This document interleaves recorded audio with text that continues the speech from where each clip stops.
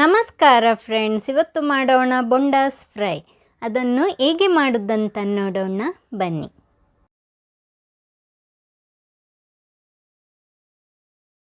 ಬೊಂಡಾಸ್ ಅರ್ಧ ಕೆಜಿ ತಗೊಂಡಿದ್ದೀನಿ. 1 ಟೇಬಲ್ ಸ್ಪೂನ್ನಷ್ಟು ಮೆಣಸಿನ ಹುಡಿ, ಅರ್ಧ ಟೀ ಸ್ಪೂನ್ನಷ್ಟು ಅರಶಿನ ಹುಡಿ, ಗರಂ ಮಸಾಲ ಹುಡಿ ಅರ್ಧ ಟೀ ಸ್ಪೂನ್ನಷ್ಟು, ನಿಂಬೆ ರಸ 1 ಟೇಬಲ್ ಸ್ಪೂನ್ನಷ್ಟು ಹಾಕ್ಕೊಂಡಿದ್ದೀನಿ.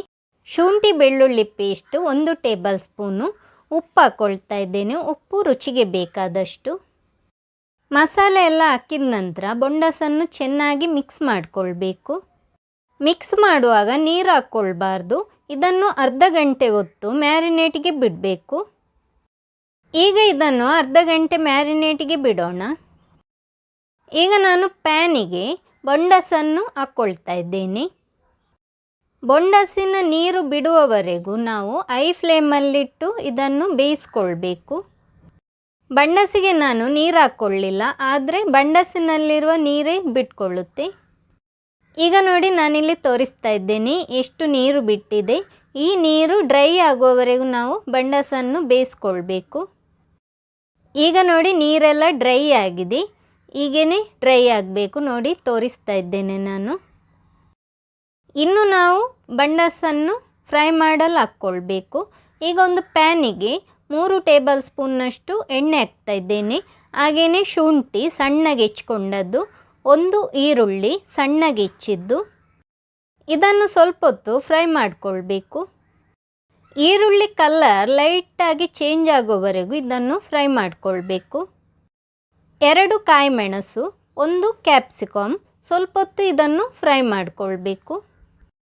ಒಮ್ಮೆ ಈ ರೆಸಿಪಿ ಟ್ರೈ ಮಾಡಿ ನೋಡಿ, ನಿಮಗೆ ಕೂಡ ಇಷ್ಟ ಆಗ್ಬೋದು. ಈಗ ಇದಕ್ಕೆ ಸ್ವಲ್ಪ ಉಪ್ಪು ಹಾಕ್ತಾ ಇದ್ದೇನೆ. ಜಾಸ್ತಿ ಉಪ್ಪು ಹಾಕ್ಕೊಳ್ಳೋದು ಬೇಡ, ಸ್ವಲ್ಪ ಹಾಕಿದರೆ ಸಾಕು.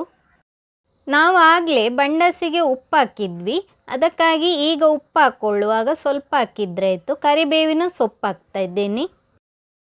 ಇನ್ನು ಇದನ್ನು ಸ್ವಲ್ಪ ಹೊತ್ತು ಹೀಗೇ ಮಿಕ್ಸ್ ಮಾಡಿಕೊಂಡ್ರೆ ಆಯಿತು. ನಾವು ಆಗಲೇ ಬೇಯಿಸ್ಕೊಂಡಿರುವ ಬೊಂಡಾಸನ್ನು ಇದಕ್ಕೆ ಹಾಕ್ಕೊಳ್ಬೇಕು. ಬೊಂಡಾಸನ್ನು ಬೇಯಿಸ್ಕೊಳ್ಳುವಾಗ ಹೈ ಫ್ಲೇಮಲ್ಲಿಟ್ಟು ನೀರು ಹಾಕದೆ ಬೇಯಿಸ್ಕೊಳ್ಬೇಕು. ಬೊಂಡಾಸನ್ನು ಫ್ರೈ ಮಾಡುವಾಗ ಹೈ ಫ್ಲೇಮಲ್ಲಿಟ್ಟು 5 ನಿಮಿಷದ ಹೊತ್ತು ಇದನ್ನು ಫ್ರೈ ಮಾಡಿಕೊಳ್ಬೇಕು.